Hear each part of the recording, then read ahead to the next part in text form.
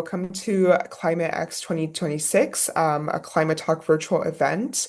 Let's go over the agenda.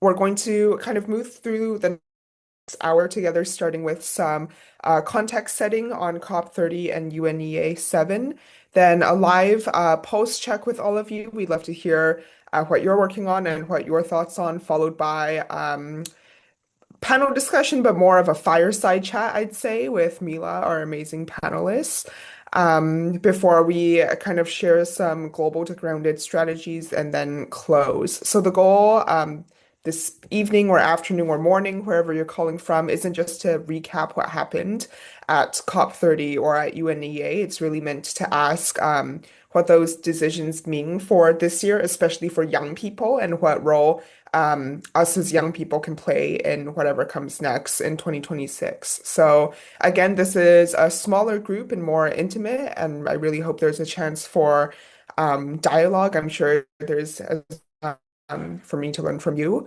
as you at this event. And so, yeah, I guess we can dive right in. Actually, before we do that, a few webinar rules. Everyone will be muted throughout the session, but if you have questions, please feel free to drop them in the Zoom chat, and we'll weave them in as we go. Obviously, you can always raise your hand too if you have anything to add verbally. We'd love to hear from you, actually. And please be respectful and kind to one another and to our speakers. And that's all for me for now. I'm going to pass it off to Emma to introduce Climate Talk. Thank you so much, Annabelle. Hi, everyone. Great to see you. For those of you who don't know who we are exactly and what we're doing, I'm just going to give a brief introduction. So at Climate Talk, very briefly, we make climate policy accessible for young people by young people. And so the reason that we do that is because climate policy is very complex. If you can hop to the next slide, Annabelle, that would be amazing.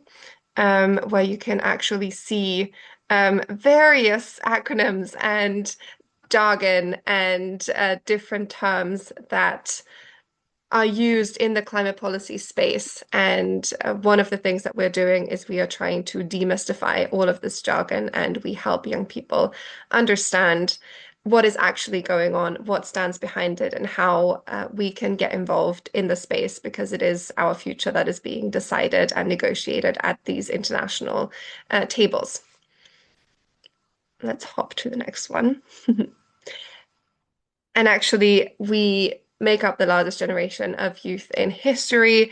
A lot of young people feel concerned about our future, very rightly so. However, we are being taught very little in the normal and standard education system. Most know very little or nothing about our own country's climate policy, the international climate frameworks and policies, or even the Articles of the Paris Agreement, which is not surprising because they are very complex. However, they do affect everything and everyone. And so we make all of this accessible, digestible, actionable, and we are really working to build an empowered generation of climate policy experts and campaigners around the world. And as you can see, we are truly around the world. So we're super happy to have a big team of over 100 volunteers in more than 30 countries on 6 continents. So we are thrilled to be well represented internationally, given that climate policy is an international topic that needs to be addressed on a global level. Our biggest part of our work is our youth-led climate publication, where we create and write short and accessible articles on various climate policy issues and topics related to climate policy. We have published over 500 articles so far that are all scientifically referenced, that are all edited. We really ensure accuracy and reliability in our content. We cover a lot of different areas of climate policy. All our content is free and accessible on our website to anyone who is interested. And here you can see our latest journal editions. Actually, our very latest one is not on this slide yet, which is on dis and misinformation, which has just been published last week. So I do encourage everyone to take a look at this one, as well as it includes a lot of relevant articles on climate disinformation. And you can also browse our article database, which has been fully updated, like the format has been fully updated at the beginning of this year. So now you can really filter through all of the different topics and browse articles that interest you.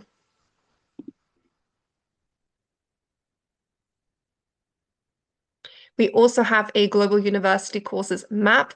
So if you're currently studying, if you know anyone who is studying or who is interested in studying an undergraduate or a master's degree in climate policy, we have researched a big database where you can look for courses and filter different course types, course categories, all within the climate and environmental policy space. Can choose a course level, can choose a language, and you can see if there are any courses that interest you. We have tried to, so right now we have about 500 courses on this database. By all means, it is not all courses. So if you do see one or if you know of one that is not currently on the database, we encourage you to get in touch and we will be adding this shortly to the database as well if it fits. We have another database that we created, which is our Youth Climate Lawsuits database, because we know that in recent years, lawsuits on climate issues have become more frequent because there is a big legal ground to protecting the planet and therefore us who live on the planet and to actually stick and implement climate policies that have been legally agreed. And so we specifically focus on making climate lawsuits that have been brought by young people against governments or corporations more accessible and help those of us who don't have a legal background understand the basis of these lawsuits, what were the grounds, what were the arguments, why have they been successful or not successful. So you can browse this list of short posts about these lawsuits on our website as well.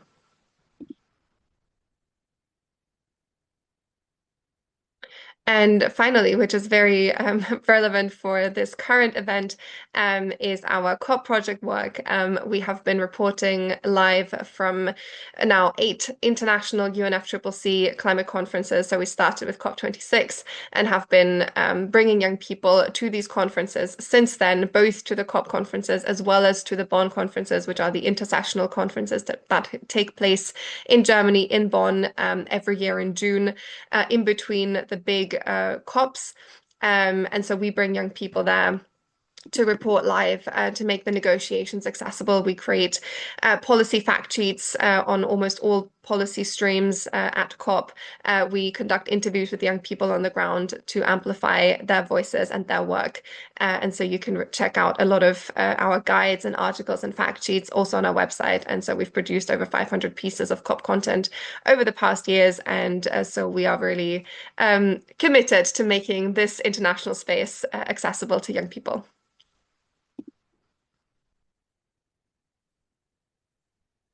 This is just a bit of a visual representation of some of the delegations that we've had at recent conferences, where you can see our delegations reporting from the ground.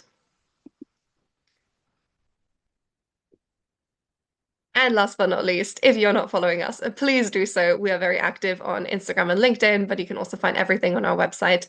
So please do stay up to date and follow our work to stay updated with all of our content. Amazing. Thank you so much for that beautiful introduction, Emma. Moving right along, we're going to jump into a COP30 outcome. So again, not diving too deeply into any one theme or topic, but really just looking at COP is, wrapped up in Brazil, and what do these outcomes actually mean for 2026? So, kind of drawing things out of that like one-time event narrative. So, we're going to go through a few key headline outcomes, and yeah, let's get right into it.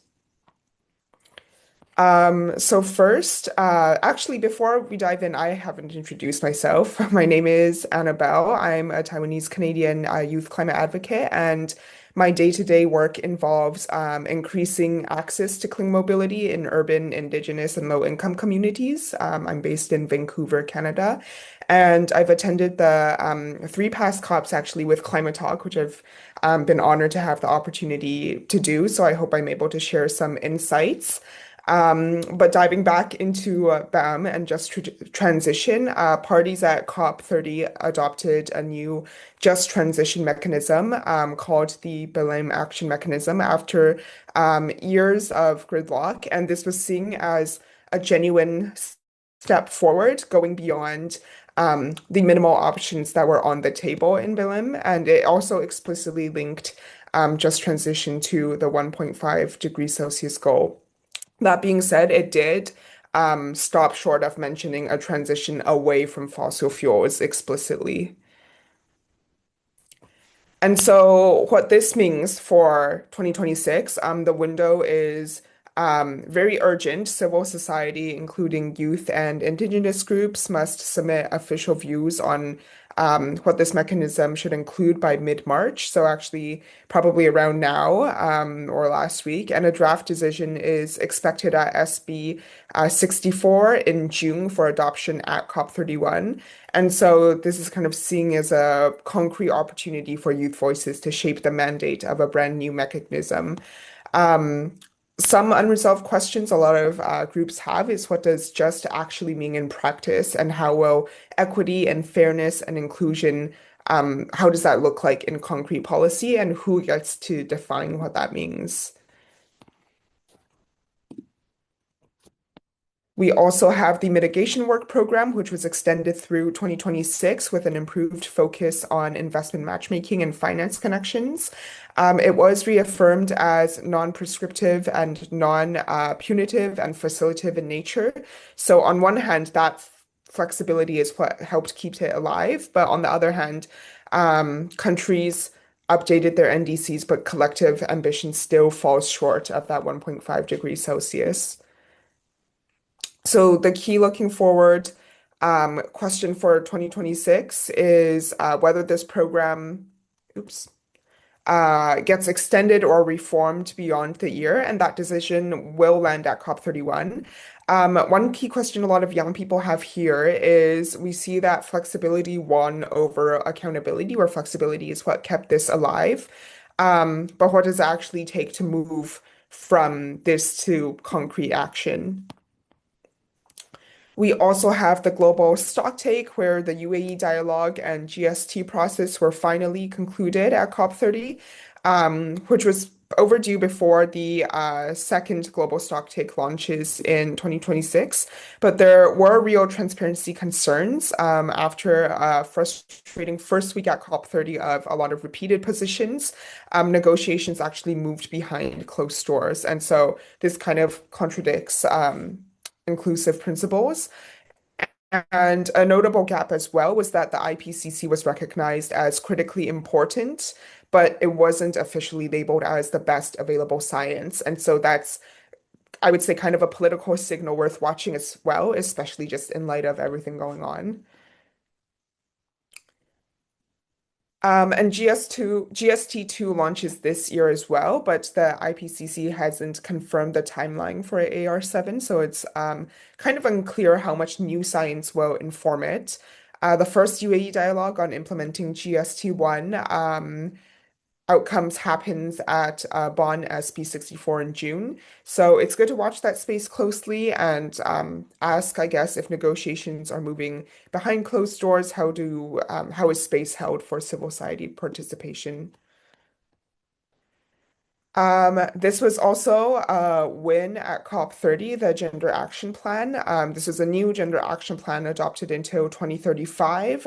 It was seen as having progressive language intact, gender and age disaggregated data requirements, and explicit attention to financial barriers for LDCs and SIDS as well.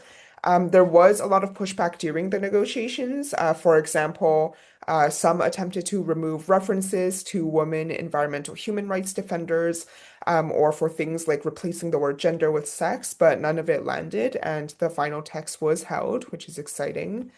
Um, and now is where the actual work begins. In the next 6 months, parties must strengthen national gender focal points, improve delegation representation, and enhance gender disaggregated data. So by June, in 3 months or so, reports on financing on are due on financing for gender responsive initiatives. And SB 64 will also host the first technical workshops on this. And so, a question I personally had was also how do we make sure this doesn't stay on paper? Um, who is accountable for implementation on the national level? On action for climate empowerment, a topic that I think is very close to ClimaTalk's heart, a decision was adopted reaffirming ACE's four priorities, and those are education, public awareness, participation, and capacity building. And so the 2026 ACE dialogue is confirmed with technical workshops to shape a new action plan, but the persistent barrier is funding. So countries like Panama and Sudan flag that they don't have the resources to implement even basic ACE programs. And so this kind of points to recognition without resources being not enough. SB64 will also host an interactive workshop on new ACE action plan elements, which is another concrete moment for youth engagement. Um, yeah, sorry, I keep on skipping to the next slide by accident. Um, I guess before we move on, there's a couple of things on what didn't happen at COP as well. So just highlighting or speeding through this, finance delivery falling short.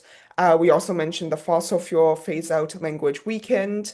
There is, as usual, the issue of participation versus tokenism, whether that's the tokenism of young people or indigenous people. We did see that COP30 had the highest participation in history of indigenous groups, but obviously it was still very deficient in a lot of like genuine engagement, genuine decision making, and that just ties into the way indigenous rights and knowledge is seen on the global stage or in these UNFCCC spaces.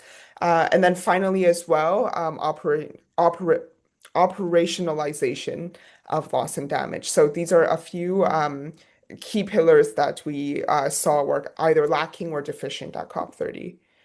And now I'll pass it off for UNEA 7 outcomes. Thank you, Annabelle. I hope you hear me clear. Hello, everyone, and good morning, good afternoon, good evening, wherever you are. I'm very happy to talk to you today on the UNEA section. So first of all, I'm Jung Wood. You can also call me Cecilia, and I'm the COP31 lead and also the comms lead for ClimaTalk. Outside of ClimaTalk, I'm right now working for the United Nations Economic and Social Commission for Asia and Pacific, supporting member states to raise their climate ambition. So dive back into this. UNEA, first of all, I think this is a very new topic for you, climate talk as well. So we'll give a little bit of like a general introduction to UNEA in general. So UNEA, it stands for United Nations Environment Assembly, and it is the world's higher level decision-making body on environmental issues. It has universal membership of 193 member states. And last year, December, the seven sections of the UNEA, or in short, UNEA 7, was held in Nairobi, Kenya at UNEP headquarters. Its theme was to advance sustainable solution for a resilient planet. And the usual key outcomes of UNEA are usually a ministerial declaration and a set of resolution providing policy recommendations and also calls to action to address environmental issues. Another, we can move to the next slide, please. So we're looking also what's the difference between UNFCCC and UNEA. So first of all is the mandate and the scope. UNEA mandate is quite broad, addressing topics such as biodiversity loss, pollution, chemical and waste, circular economy, oceans, and also sustainable consumption and production. While UNFCCC is really a treaty-based process focused solely on climate change. Second is their processes. So as we have known, UNFCCC COPs are held annually, and their process is like highly technical, rule-based and treaty-driven. UNEA, on the other hand, convenes every 2 years, and its decision-making is generally political and consensus-based. Would you move to the next slide, please? And then finally, we are looking at the outcomes. UNFCCC produced legally binding agreements, say the Kyoto Protocol in 1997 or the famous Paris Agreement in 2015. UNEA, on the other hand, produces resolutions that are norm-shaping guidance. So, however, UNEA does launch processes like which result in binding agreements as well. The most famous example of this is Resolution 14 of UNEA's 5, which concern the Global Plastic Treaty. Will you move to the next slide, please? So circling back to UNEA 7, we are now looking at its outcome. UNEA 7 walked away with 11 adopted resolutions and 3 decisions in total. The resolution concerned climate resilience of coral reefs, a sustainable solution through sport, mineral and metal management, Sakasum seaweed blooms, synergistic multilateral environmental agreements, meaningful participation of youth, global management of wildfires, chemical and waste management, and last, environmental sustainability of AI system, glacier and cryosphere, and AMR or antimicrobial resistance. UNES 7 also made decisions on institutional and strategic matters for the next UNES 8, also concerning trust fund and earmark contributions, and also UNEP medium-term strategy. Will you move to the next slide, please? As I mentioned, we have youth mentioned there in one of the resolution. So this is one of the most significant wins during UNEA 7 for the young people worldwide was the adoption of resolution number 6, resolution on enhancing meaningful participation of youth in environmental processes and in environmental education, aka the youth resolutions in short. While for this specific resolution, despite proving to be quite controversial among a lot of member states and almost being shelved away from going into negotiation, the resolution, initially Children and Youth Resolution, was sponsored by Sri Lanka and officially passed at UNEA 7. 4 key takes away from this resolution is that first, explicit recognition of youth both as victim of and agent of change against the triple planetary crisis. Second, introduction of capacity building and other opportunity by member state for young people within environmental space, so quote unquote sustainable development skill.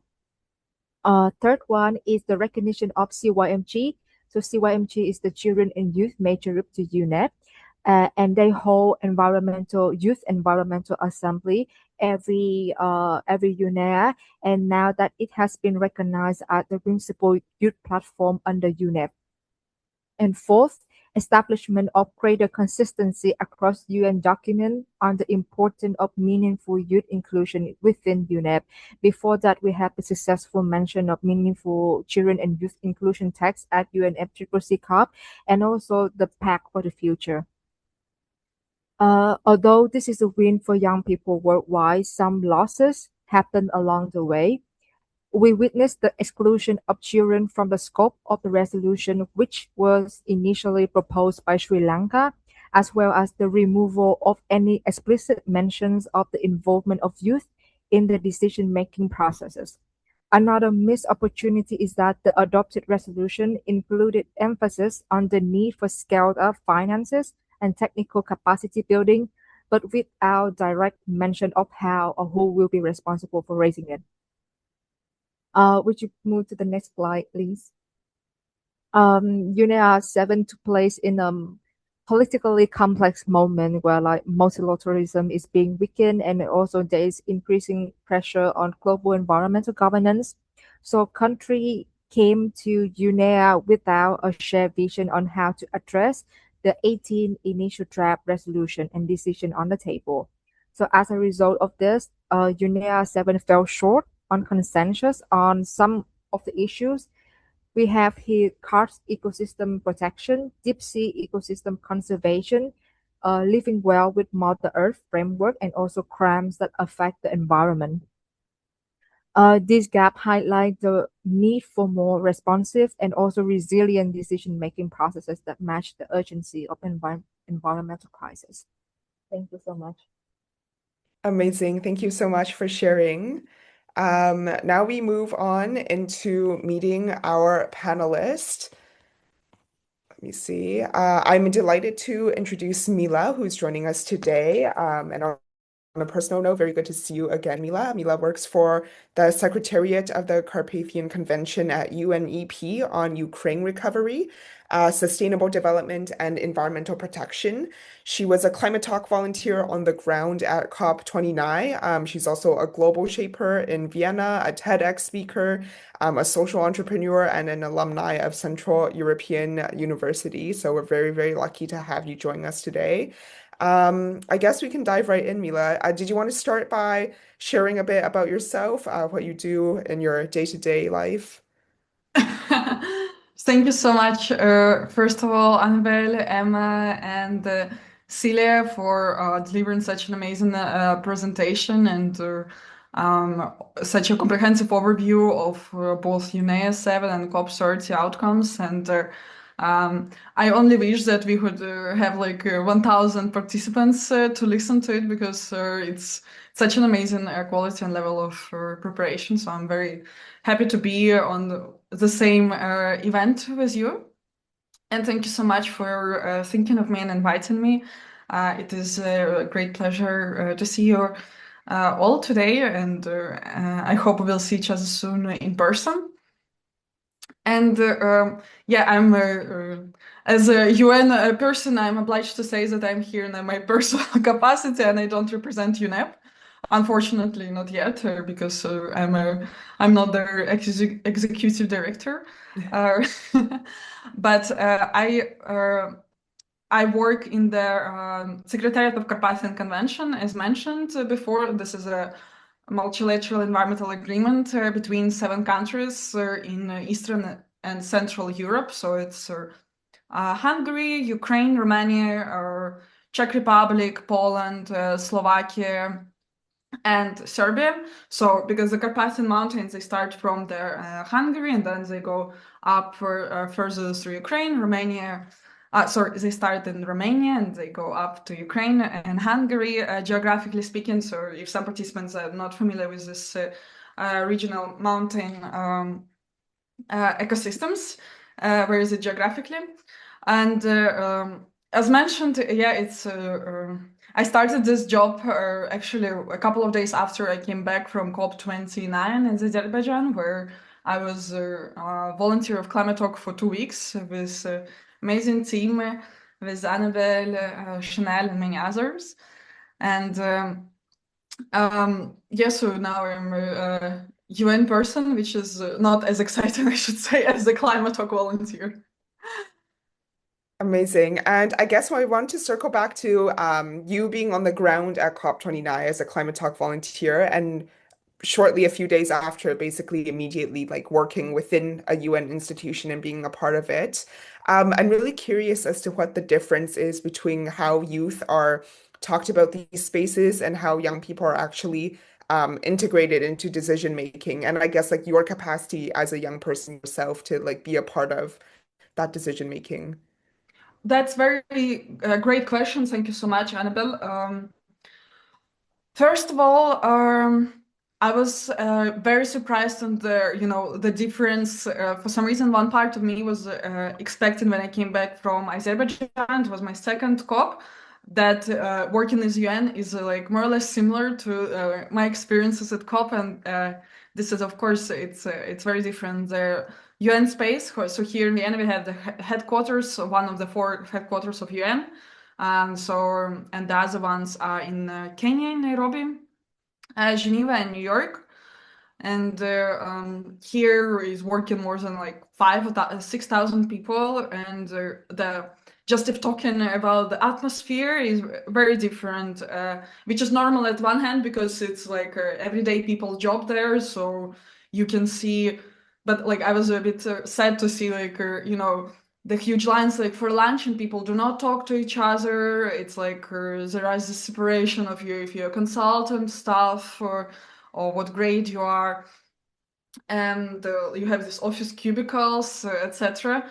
Um, and as a young person being there, which is also like of course a big privilege, because it's very very hard to get a job in UN, and I it was also by luck and my previous commitments. I got the position, but in general, you see much less people and the young people at UN itself, which is a big pity because obviously to protect youth interest, of course, you should have some youth there as well, but. Of course, the amount of events and tables, etc., where there were no youth representatives was a great number of this kind of events without any youth representation. And at COP, of course, you have the amazing and huge quantity of young leaders who already make a change in their communities, and they come to be loud in the COPs and to promote our values, our great agenda. And I think this is unfortunately still a norm that there are lots of their events where it's people like 40 plus only presented on their capacity of decision making, etc. And 40 plus is actually like a generous thing to say. It's like rather 50 plus. So I'm not an ageist or whatever, but we need more young people, and it's still the situation is still far ideal. That's my personal impression.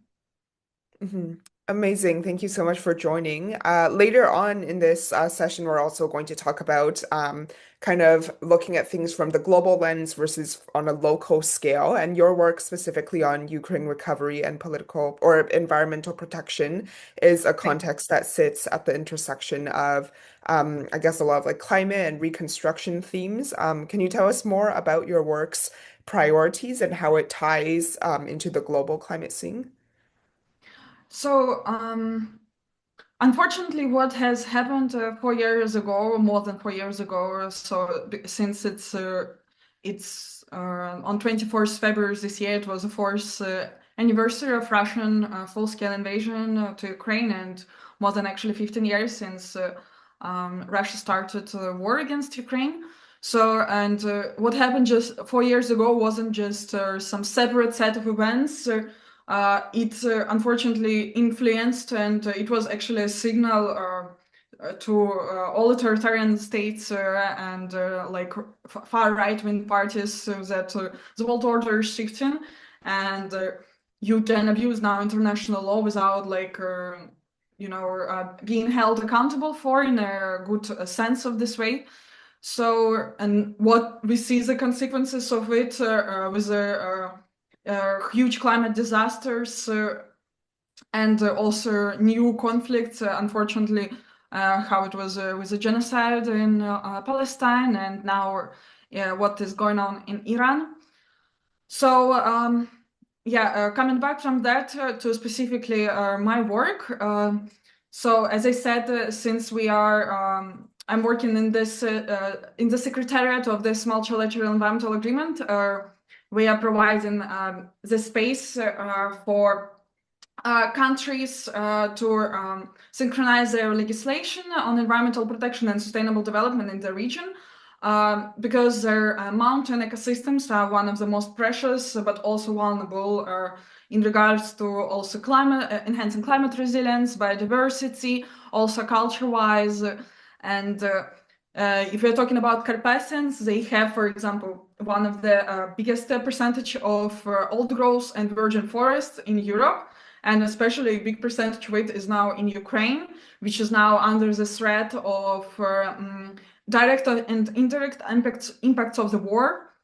Since, of course, the Carpathians, they are in the western part of Ukraine, so far from the front line, but the indirect impacts are quite big.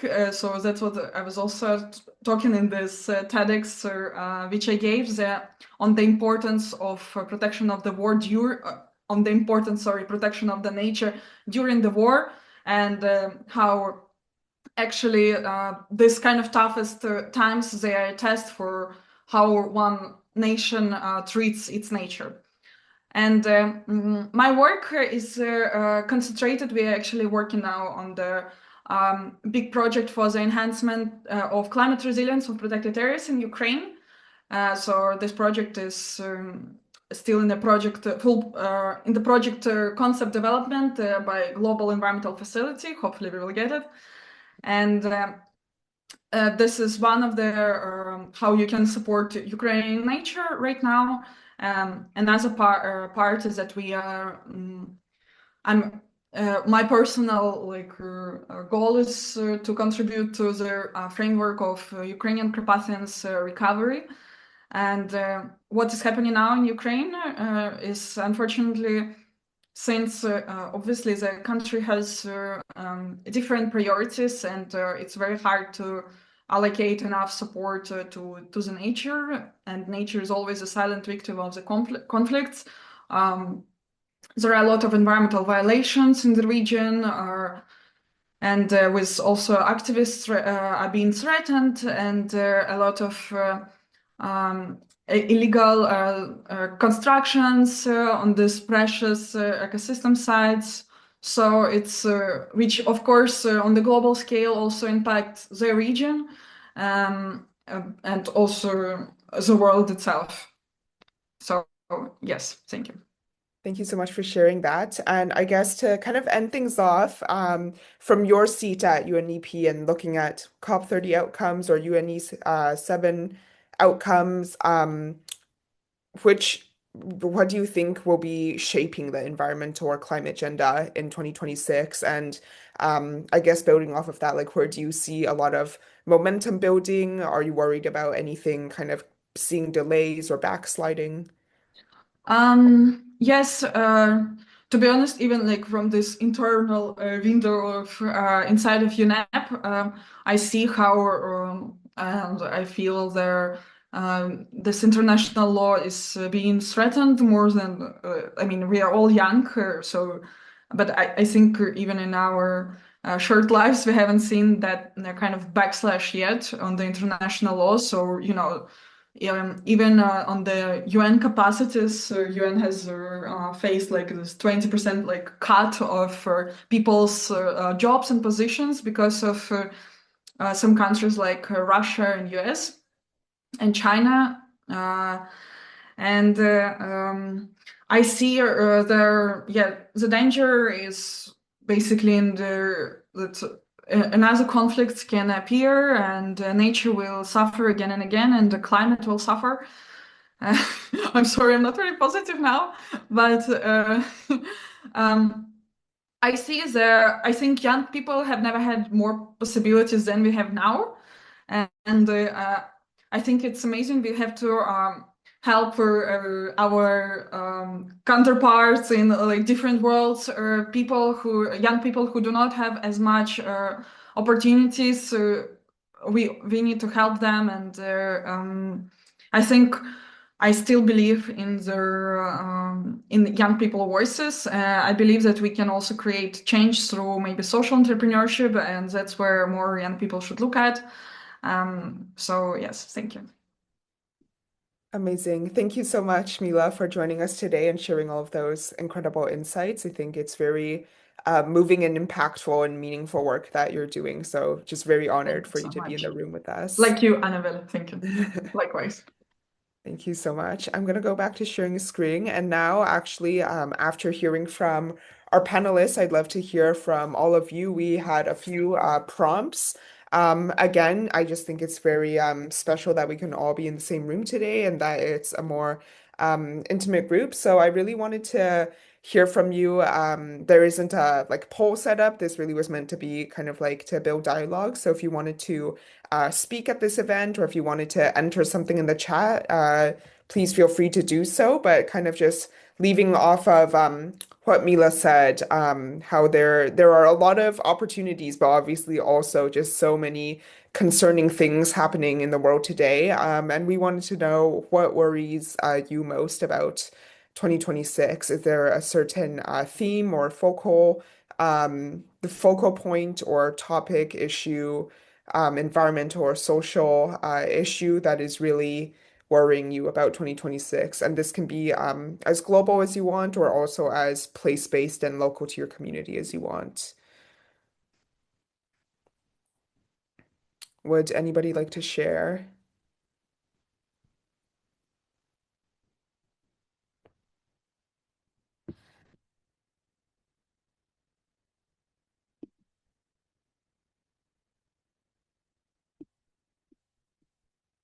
Yes, Emma.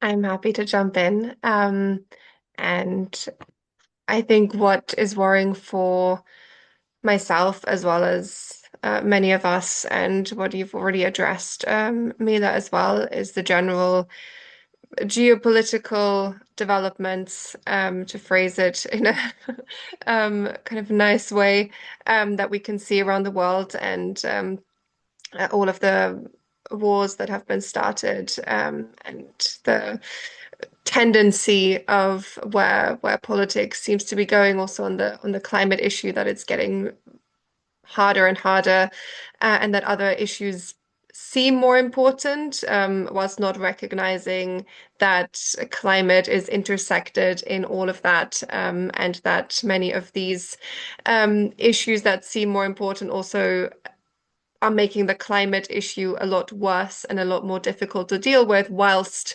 climate is also a cause, of many of these issues, or conflicts. Um, as we can see with fossil fuels and oil, being a massive cause of recent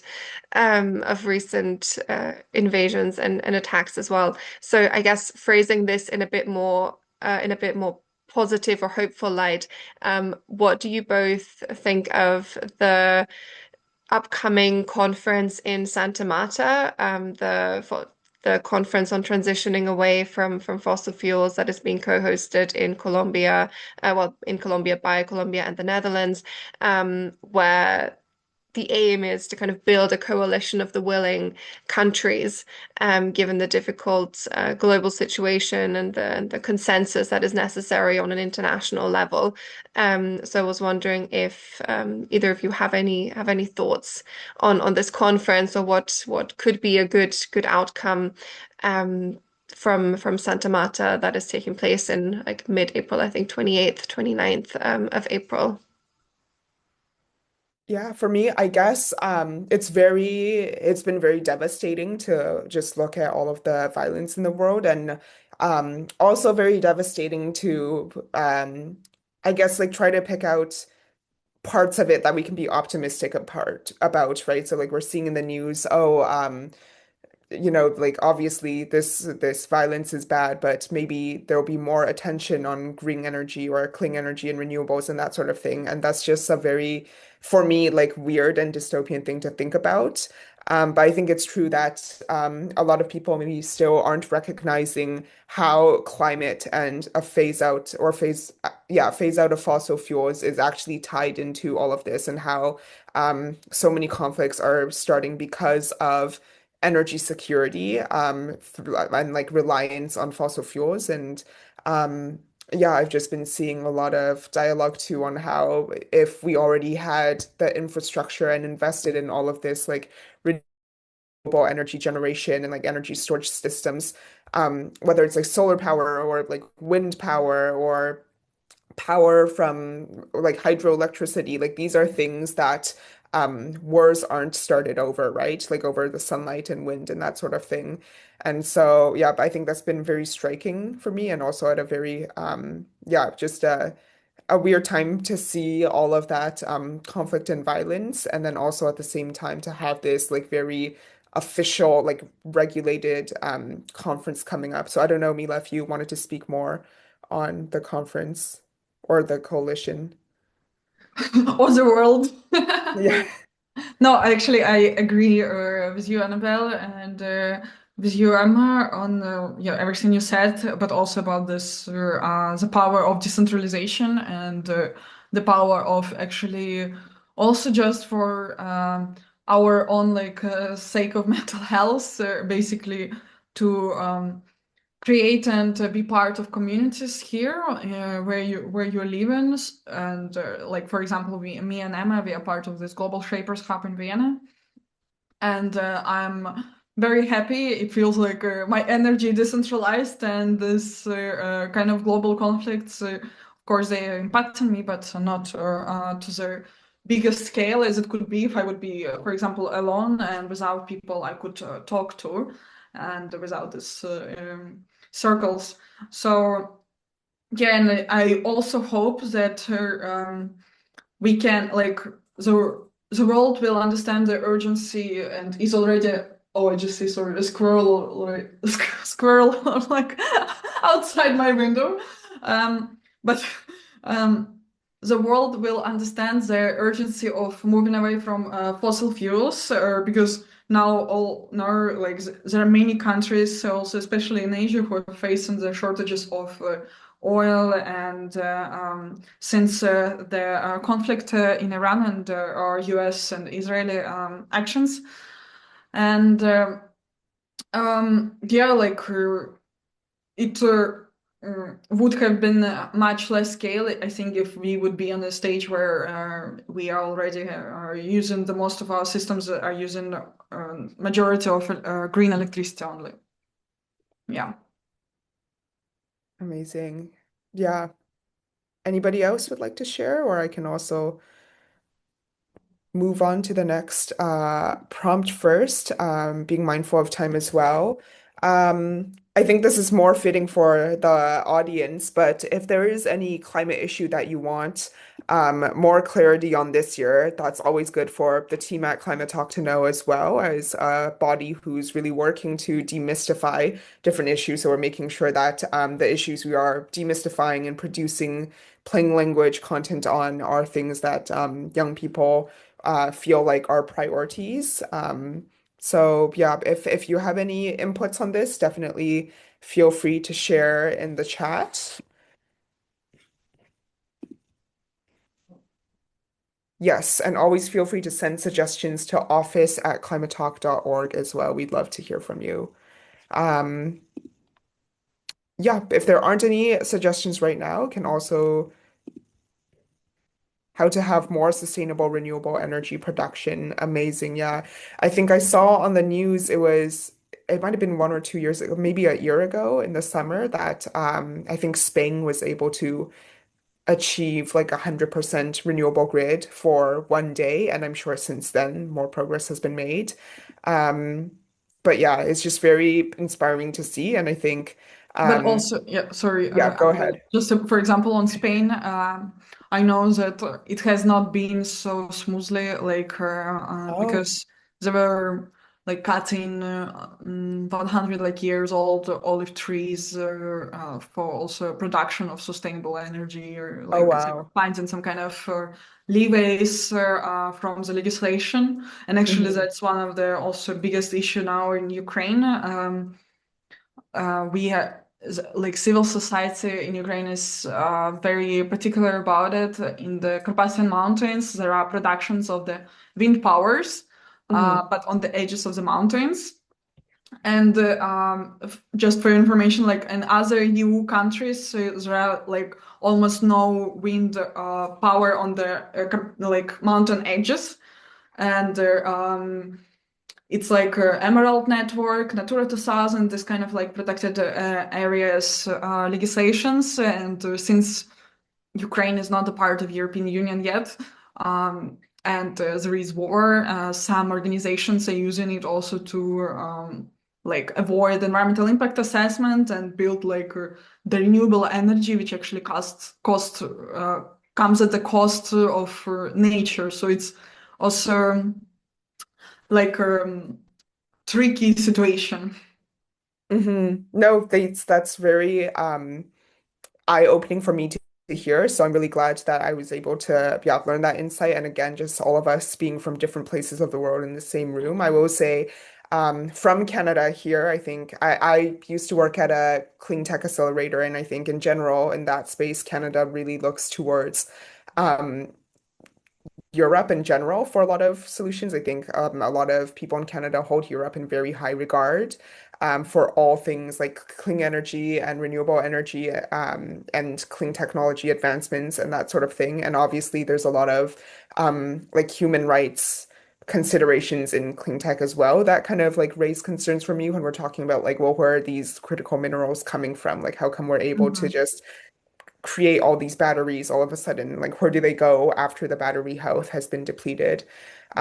So yeah, that's great to know. I would say, yeah, from Canada's end, if anyone is from Canada on this call or has been looking at the news in Canada, we're still kind of like we haven't moved on from pipelines. Like we're still, building pipelines and that sort of thing.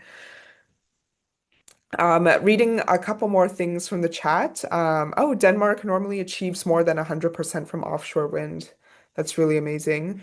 Um, how to move beyond development as the main concept in climate policy. That's super, super interesting, Jarna. I don't know if you wanted to elaborate on that or share a bit more.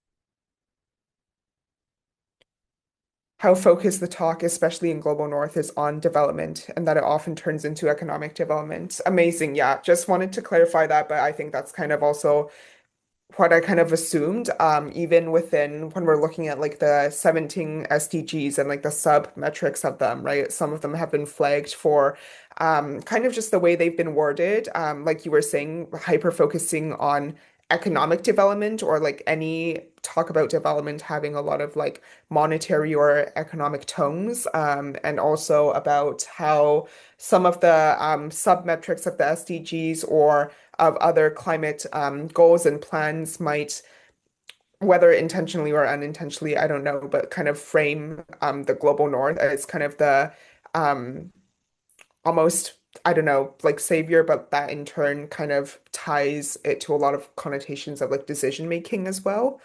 So that's definitely very important to recognize as well because obviously the global north is responsible for a lot of the exploitative systems that we're seeing today. And so, yeah, I think there's something to be said about them then creating the solutions for those systems.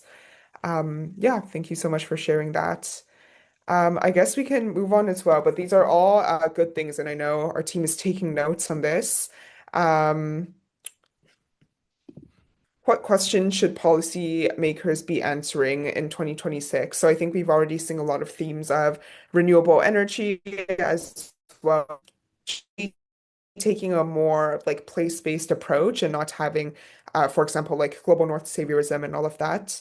If there are any questions you think policymakers should be answering in 2026, definitely please feel free to drop that into the chat. For the sake of time, I'm going to move on as well, just to share a bit more. As you can see, we have a very exciting preview here. We've kind of attached to this event, created a climate calendar for 2026. So, kind of going back to the fact that climate governance doesn't only happen at COPs, right? COPs aren't something that young people or anyone are just sitting around waiting for all year. Climate governance can happen in classrooms, in communities, in courts, like Emma was saying, with the climate litigation, and on the streets as well.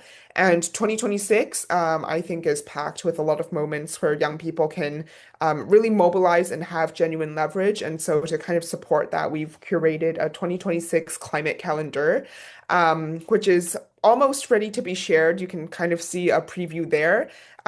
We can definitely probably email out the link to all the attendees, and it's also going to be on our website. We're going to push it on our social media, but it really just maps out the key milestones coming up this year, from SB64 in Bonn to COP31, to the G7 biodiversity negotiations and more, but even more like regional and local events as well. So a lot of different cities around the world will be having their own climate weeks or climate action weeks. And when this is released, if you have any events you'd like to add, whether they're regional or global, please feel free to reach out, because obviously we've done our best to build this massive spreadsheet, but I'm sure that we are not covering even the majority of things that are happening in this space, especially in the youth climate space. So I guess a few highlights to watch on that. SB64 in June will be a critical window across multiple issues. Just transition submissions, the GST2 UAE dialogue, gender action plan workshops.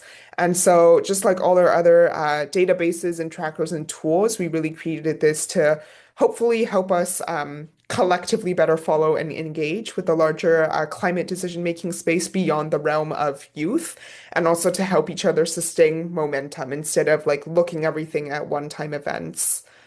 Um, Let me just look at the chat to see if I'm missing anything. Oh, me listening. Thank you for the calendar. One last thought on strategy before we close. The framing we wanted to really leave you with today is global to grounded. The decisions made in Belém and Nairobi obviously matter, but they really become real when young people are showing up at city councils, when they're submitting public comments or writing op-eds, or even like running for the student government and building coalitions in their own communities. So you really don't have to be in the blue zone or on at any international event to shape what happens next. And I would say oftentimes you can actually make more impact from your community because you know your community best. If you were still interested in a global stage, though, obviously a lot of people focus on COPs, and I don't think that's something that is lacking media attention, but the subsidiary body sessions, SB64 again in Bonn this June, that's where a lot of the actual text gets written. And so those decisions are adopted at COP31 in November, but a lot of the setting the scene is going to happen in Bonn. So that means Bonn is also a place where you can actually influence language before countries harden a lot of their positions. And for youth who do want to get into the negotiating process, Bonn is also sometimes more accessible than a COP, especially if you're already in Europe. It's a smaller event, more technical, and also more opportunities for direct engagement with negotiations, and organizations like Youngo are very active at SB sessions as well.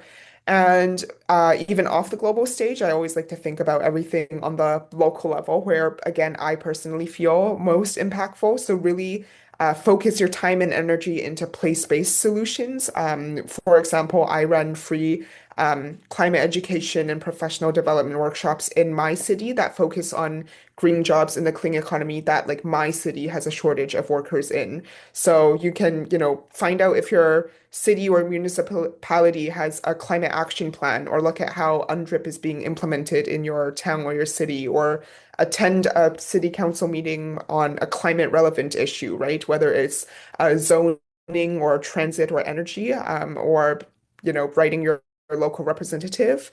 Um, I think yeah, there's just a diverse number of ways. Like climate is everywhere, so start local and build from there because nobody knows our communities better than ourselves.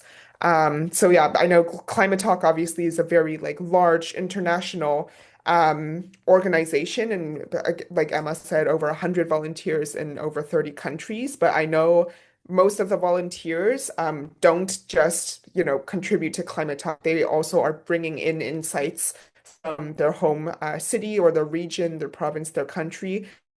And Climate Talk is able to like platform those local issues as well, so that our like global stance on things, or when we send delegations to COP, we're really not just like sending delegation on behalf of young people, but like young people from communities all over the world. So that's just kind of what I wanted to end off with. I'd love to stay connected, especially, yeah, for folks who did share in the chat different issues they think are priorities or questions that they have.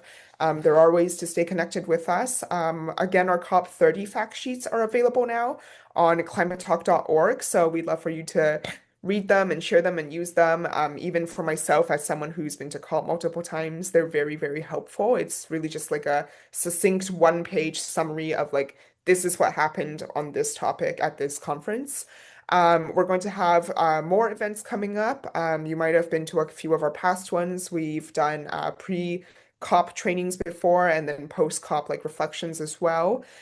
So follow us on our Instagram and LinkedIn at Climate Talk for those types of announcements. And if you want to get involved, even if there isn't a formal opportunity open, if you're interested in, I don't know, writing or contributing in some way or policy tracking maybe, we'd love to hear from you as well.